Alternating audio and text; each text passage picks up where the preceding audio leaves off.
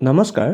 অসমৰ ভূগোলৰ ৭ নম্বৰ খণ্ডৰ আজি প্ৰথম প্ৰশ্নটো হৈছে কাৰ্বনমুক্ত জিলা হিচাপে ঘোষণা হোৱা অসমৰ প্ৰথমখন জিলাৰ নাম কি?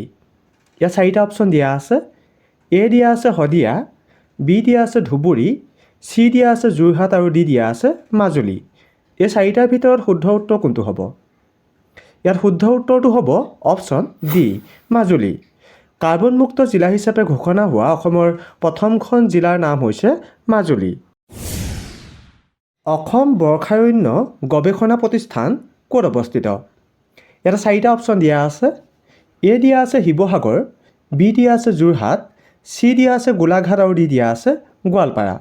এই 4টাৰ ভিতৰত শুদ্ধ উত্তৰ কোনটো হ'ব? ইয়াত শুদ্ধ উত্তৰটো হ'ব অপশ্যন বি যোৰহাট। অসম বৰ্ষাৰণ্য গৱেষণা প্ৰতিষ্ঠান যোৰহাটত অৱস্থিত। অসমৰ কোনখন জিলাক পূৰ্বতে বেংমৰা নামেৰে জনা গৈছিল? ইয়াতে 4টা অপশ্যন দিয়া আছে। এ দিয়া আছে ডিব্ৰুগড়, বি দিয়া আছে তিনিচুকীয়া, চি দিয়া আছে নগাঁও আৰু ডি দিয়া আছে নলবাৰী। এই 4টাৰ ভিতৰত শুদ্ধ উত্তৰ কোনটো হ'ব?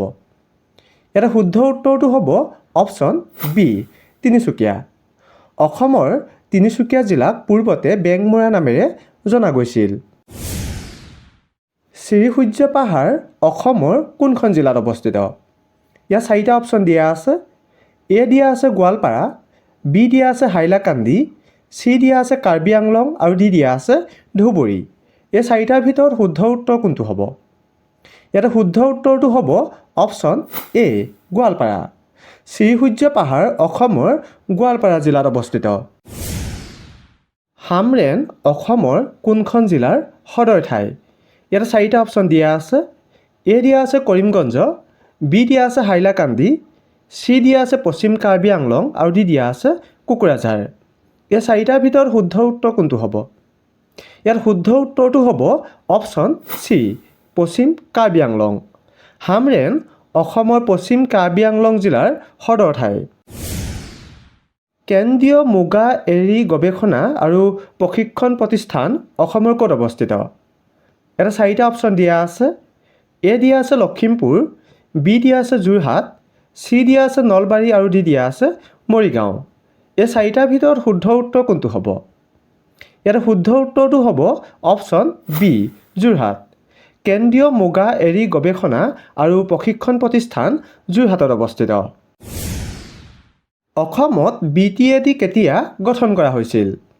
ইয়াতে 4টা অপশ্যন দিয়া আছে। এ দিয়া আছে 1991 চনত, বি দিয়া আছে 1998 চনত, চি দিয়া আছে 2001 চনত আৰু ডি দিয়া আছে 2003 চনত। এই 4টাৰ ভিতৰত শুদ্ধ উত্তৰ কোনটো হ'ব? ইয়াত শুদ্ধ উত্তৰটো হ'ব অপশ্যন ডি 2003 চনত। অসমত 2003 চনত BTAD গঠন কৰা হৈছিল।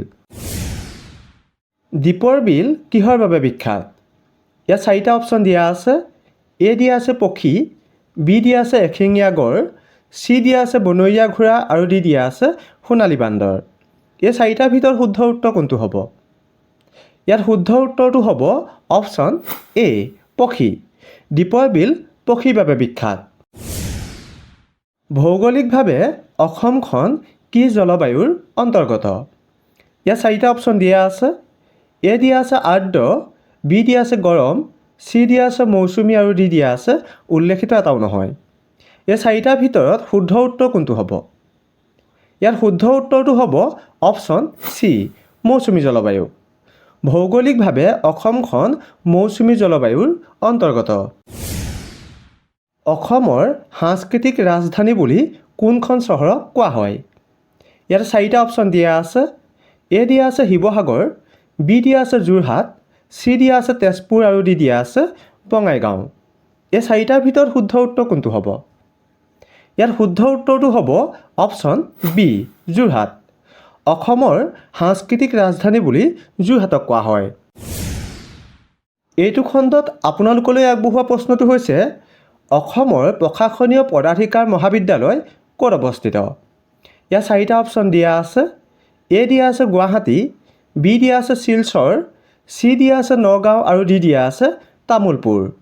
এই 4টাৰ ভিতৰত শুদ্ধ উত্তৰ কোনটো হ'ব আপোনালোকে কমেণ্ট কৰি জনাব। আৰু যিসকলে ভিডিঅ'টো চাই ভাল লাগিলে আগলৈ শ্বেয়াৰ কৰি দিব। ধন্যবাদ।